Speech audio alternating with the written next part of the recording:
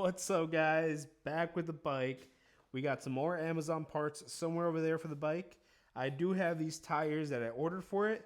So today we're going to try to install the tires without a tire machine. Yeah. Okay, guys, so I got these tires for the bike. Those Kenda K2s, Kenda KD2s. I don't have a tire machine, and I've called around a few shops. I think they're charging right around like 50. The cheapest pull I've got was like 50 a wheel. The highest one I've got was like 80 a wheel. I'm not paying that.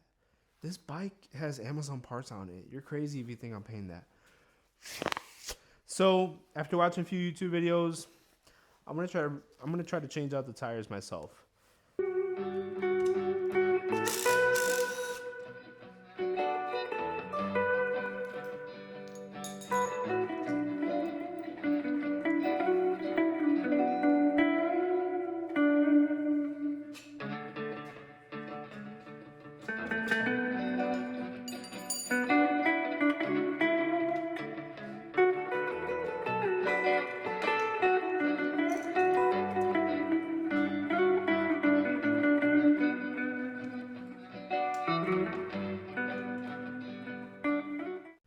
Alright, so before I get ahead of myself, I did order up, of course, the tires.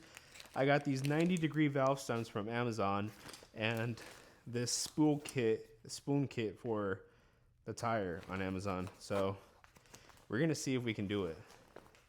Alright, it should be pretty simple. All I have to do is take the air out, pop the bead, take off the tire, bada bing, bada boom.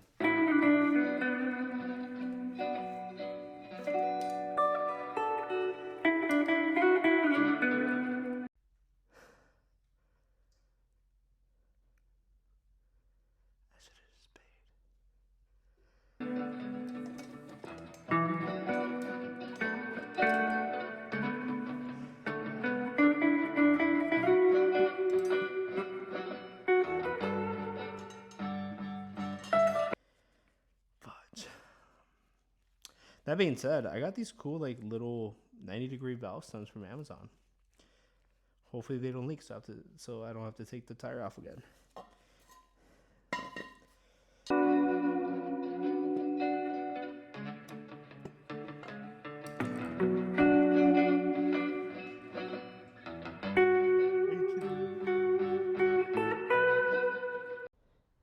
Alrighty, it's the next day. I was up yesterday up until like 11 at night. Well, I started at 10.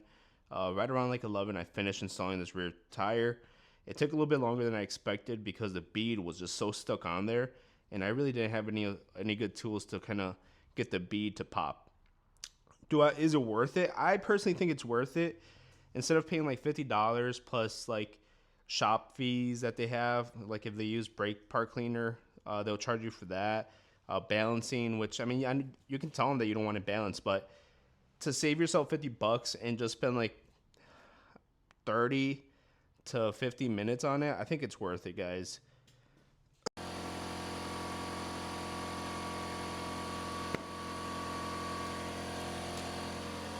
I actually installed a 90-degree valve stem from Amazon, so I'm just gonna spray it down, make sure it doesn't leak.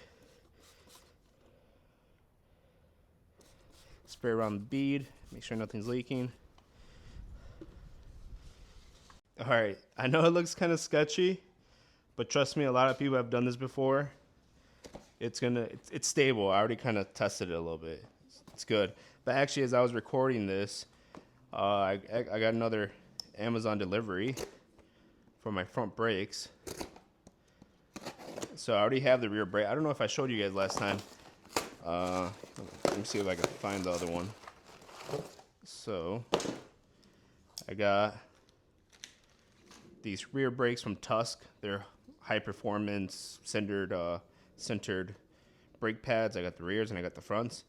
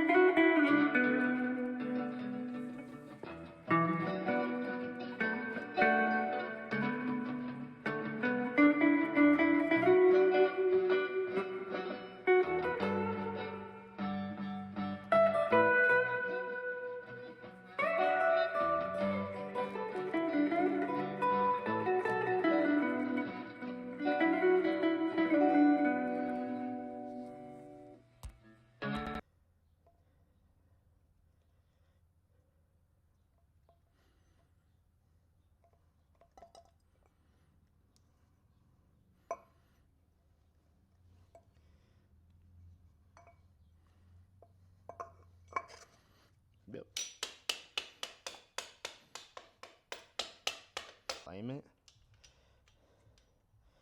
So that might be a problem. We'll see.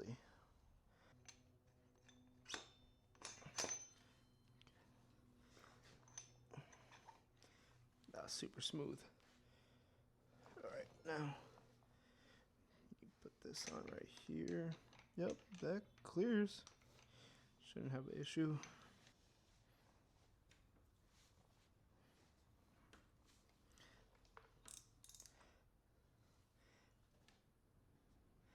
All right, tighten this, make it down. But look at that.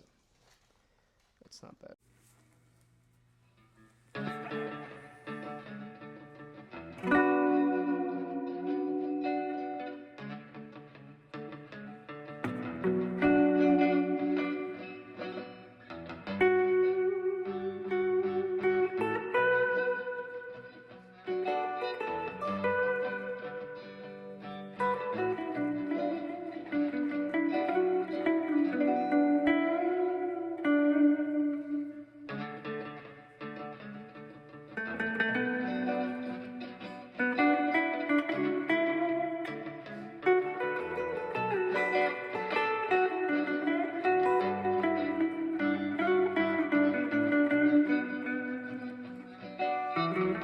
You know what? I think these need to be safety wired too. Realize that I should probably safety wire my brake caliper bolts. Sometimes those get loose and you could be in a world of trouble if you're on the brakes and your caliper gets loose. So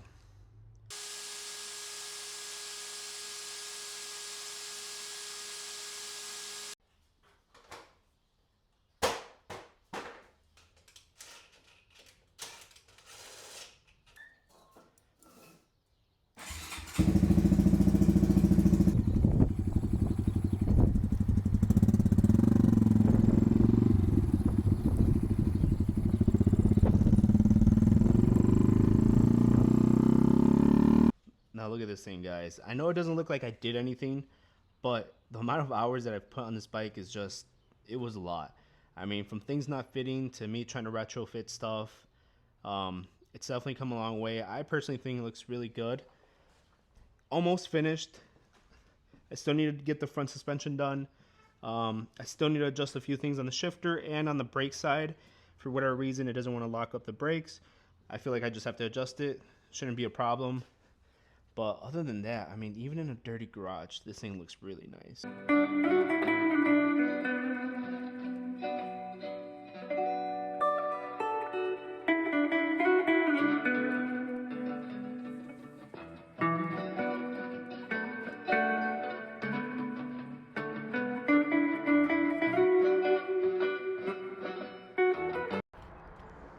What's up, guys? Hopefully you can hear me. I'm right by a highway, but I'm at this lot practicing with my Honda Grom. Usually I come out here with my buddy.